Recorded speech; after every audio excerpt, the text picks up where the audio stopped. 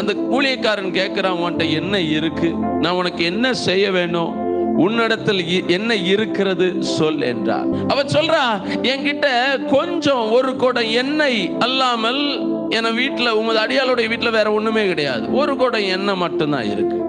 அப்ப எலிசா தீர்க்கதரிசி சொல்லுகிறாரு, நீ போ, எல்லாரும் அயலான் வீடு, பக்கத்து வீடுகள் எல்லா இடத்துல இருந்தும் பாத்திரங்களையும் குடத்தையும் வாங்கிட்டு நீ என்ன செய்யணும், உன் வீட்டுக்கு வந்து உன் அரைக்கதவையெல்லாம் பூட்டிட்டு நீயும் உன் குமாரரும் சேர்ந்து அந்த பாத்திரத்துல உன்கிட்ட இருக்கிற எண்ணெய் என்ன செய், ஊத்து.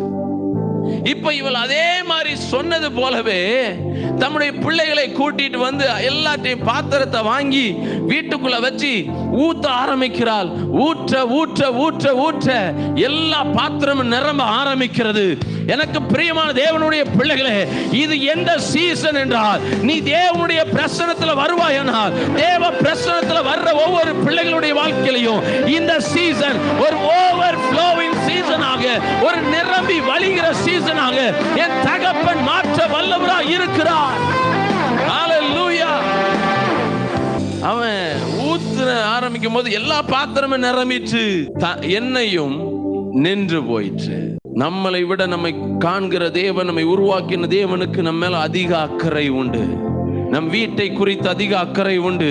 நம் வாழ்க்கை குறித்து அதிக அக்கறை உண்டு. என்ன காட்டிலும் என் வாழ்க்கையில ரொம்ப அக்கறை உள்ள ஒரு தேவன் உண்டு. அவர் ஒரு நாளும் என்னை கைவிட மாட்டார்.